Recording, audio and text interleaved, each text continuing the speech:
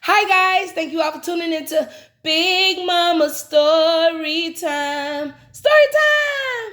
Don't forget to like, subscribe, share, comment to my page. Here we go.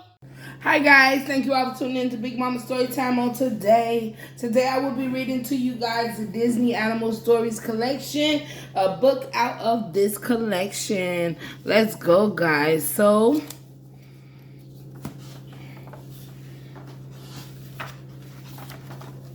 right, the last one we read was Oliver and Company, A Little Lost Kitten. The next is the Aristocats, The Best Place to Be.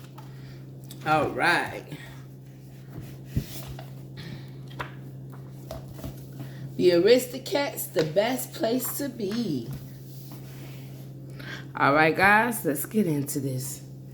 In a grand house in Paris lived two fine ladies, Madame Bonfamille and Duchess. Of course, Duchess was a cat, but she was a lady nonetheless. She was even teaching her kittens, Berlioz and Toulouse and Marie, to be Aristocats.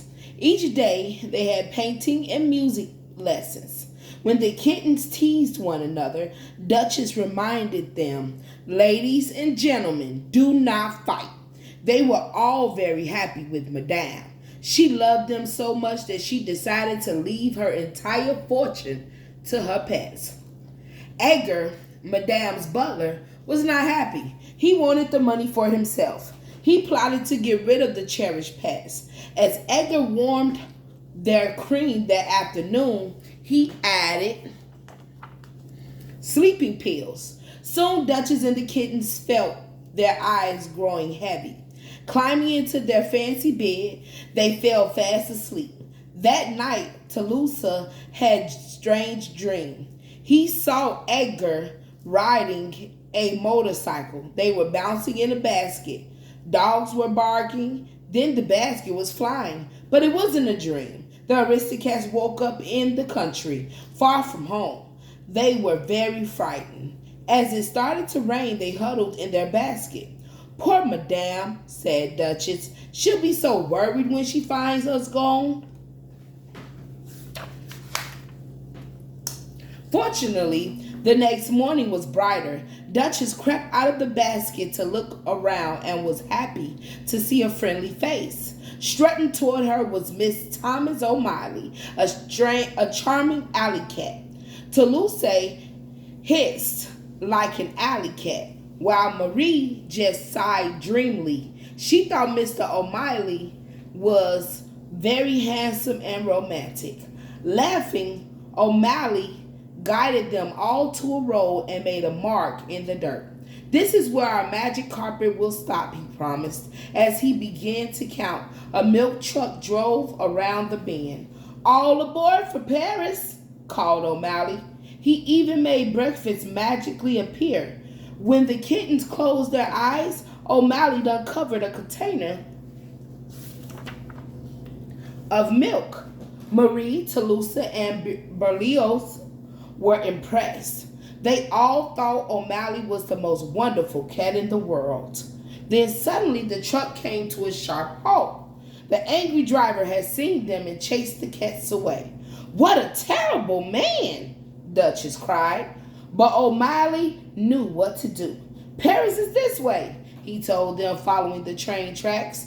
Clickety-clack, sang the kittens, pretending to be a train. They made their way carefully across the bridge. Then a loud sound frightened them all. A real train was coming. Quickly, O'Malley pulled the kittens under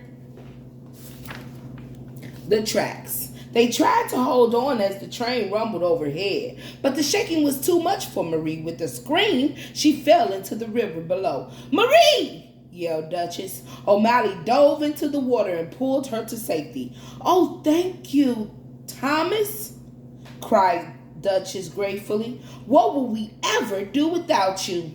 That night, they arrived in the city late. The kittens were tired, so O'Malley suggested that they sleep at his place. But as they walked toward the abandoned townhouse, they were surprised to hear music echoing through the walls. "It's Scat Cat and his gang," cried O'Malley happily. Soon, the cats were all swinging to the beat. "That's groovy," called Scat Cat as Duchess danced with O'Malley. The cats had never had so much fun. "Stay with me," O'Malley asked Duchess that night. They were sitting on the rooftop looking at the moon. It was very romantic. She wished they could be together forever. "But I can't," she decided reluctantly. "Madam needs us. I have to go to her." The next morning, Duchess and the kittens went home. Edgar was not happy to see them. Desperately, he stuffed the cats into a trunk before Madame could find them. "This time I will get rid of you for good," he said, and he called a postman to come and take the trunk to Timbuktu. But O'Malley arrived just in time to save his friends. "Hiss!" he screeched, attacking Edgar. Soon the alley cats joined the fight. Even Madame's horse gave the butler a well-deserved kick in the pants. While Roquefort, the cat's mouse friend, unlocked Duchess and the kittens. Then they pushed Edgar into the trunk. Just as the postman arrived, "Oh, my darlings," cried Madame as she took their picture. It was truly a day to celebrate. Madame adopted O'Malley and he became part of the family. O'Malley was thrilled. He loved both Duchess and the kittens. In all his days as an alley cat, O'Malley never thought he'd settle down in a fancy pad like this. Yet, in the whole world, there was no place he'd rather be. I know that's right, O'Malley. All right, guys, that was the Aristocats. The best place to be. All right, guys, that was Disney's Animal Stories collection. All right, guys, don't forget to like, subscribe, share my page if you haven't done so already. All right, guys, bye.